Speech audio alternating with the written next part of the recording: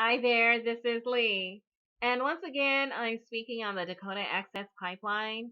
This is an issue that I definitely do not feel that we as a people should lose track of. There are people actually being harmed by this pipeline. I've spoken before about harm to the environment, harm to the drinking water, and then harm to the people as it's very disruptive to their culture, and then also the hostility and violence that the pipeline brings, not only from the law enforcement who respond to protesters during construction, but then also from the pipeline builders themselves who prey upon the communities surrounding the pipeline, the indigenous populations.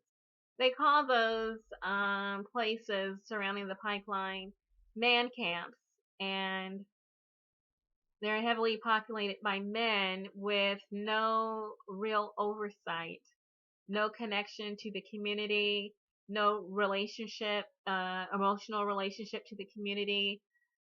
Basically, the Wild West or lawlessness seeps into the culture. And so the pipeline man camps prey upon the surrounding communities, causing harm to the populations, sexual abuse and violence and rape, not only just of women, but sometimes men and then boys and girls are attacked and violated by the man camps. And there's also introduction of drugs, not just marijuana, but actually hard drugs. And then also a culture of violence because sometimes these situations do end up in death, murder, and loss of life. This is what the pipeline brings, and this is why the protests are still going on. There's people know what to expect. They've seen this before, and they just do not want it anymore running through their communities. Um, what I have noticed with this pipeline that there are a lot of women involved in these protests. Women who are also targeted for violence, and because of their civil disobedience activities, they are arrested. They are marginalized and removed from societal oversight, and we, feel concerned about what happens to them. So, Amy Goodman is going to return to the North Dakota area. She's going to continue her coverage. It looks like her intention is to respond to the warrant. It was Amy Goodman's footage of the violent attack by attack dogs against the nonviolent protesters that the dogs bit. We still don't know what conditions the dogs were in, if they were sick. They were poorly handled and poorly trained for sure. And there's justification for animal abuse charges, I think, against the dog owners. The dogs also attacked the horses, and then the dogs turned on their owners as well, the security firm that was hired by the pipeline to attack the protesters. The dogs turned on them too. They just were not handled or trained or cared for in the way that they should have been. A professional service dog would have been. So Amy Goodman documented these activities, and the footage went viral. So people knew what was happening there. The pipeline had counted on staying under the radar. Democracy Now! Actually showed that footage and went around the world. The whole world knows what's happening in North Dakota.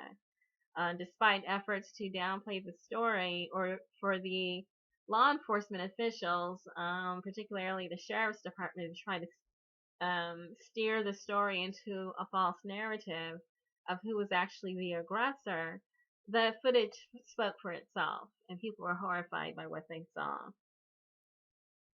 So, a warrant was issued for Amy Goodman's arrest for criminal trespass, and she intends to return to face that. Um, let's see.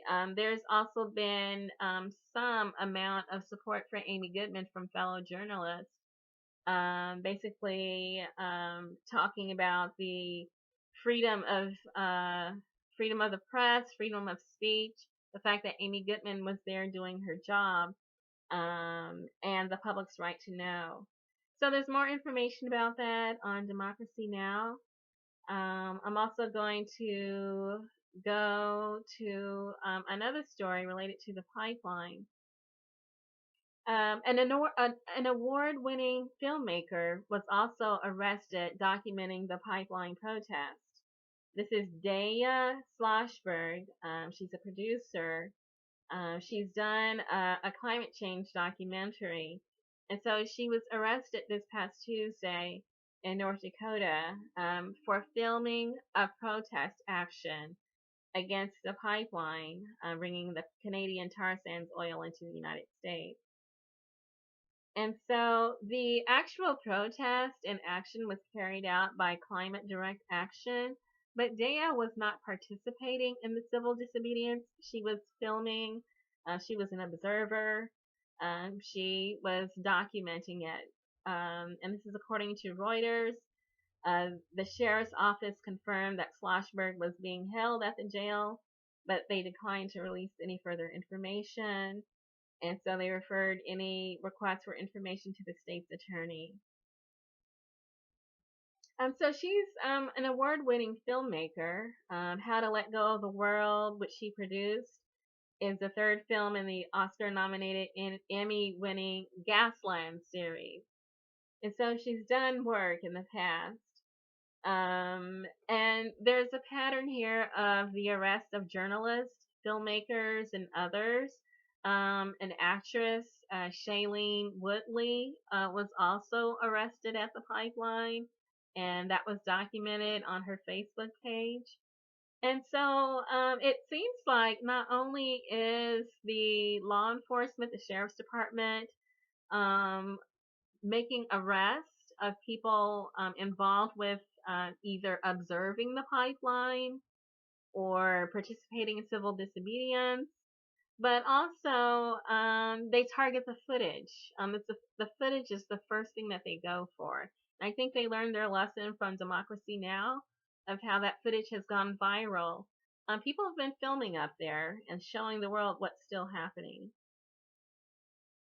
So Shailene Woodley was arrested, and she was told that she was singled out by police because she was well known and that she had 4,000 people watching her Facebook page. Apparently, it was a live feed. And so, according to the story at EchoWatch, they're saying that journalism is not a crime; it is a responsibility. However, journalism, documenting or documentarianism, filming, documenting action, it seems like that behavior is being criminalized by the North Dakota Police Force. And so they're saying that it's not only a violation of the environment, but that it's also a violation of the Constitution. And so we also know that Jill Stein was participating in civil disobedience at the pipeline, and that a warrant has been issued for her arrest as well. She is currently on the campaign trail. She's got events lined up throughout the month of October. And so she's got debates, she's got rallies, she's got things planned. She'll be participating in events in Texas, and I believe that she is also going to be in Michigan. So she has not announced when she'll be returning to North Dakota to face the trespassing and mischief charge. But there does seem to be a pattern here, and I've noticed that it is women who are doing the, well, not all of the protesting, but it seems like there is heavy involvement by women. I also spoke of Corinna Gore, who is not protesting at this pipeline in North Dakota, but she was arrested earlier this year, this summer, um, for protesting a pipeline in Boston, Massachusetts. She participated in civil disobedience and was arrested for her efforts.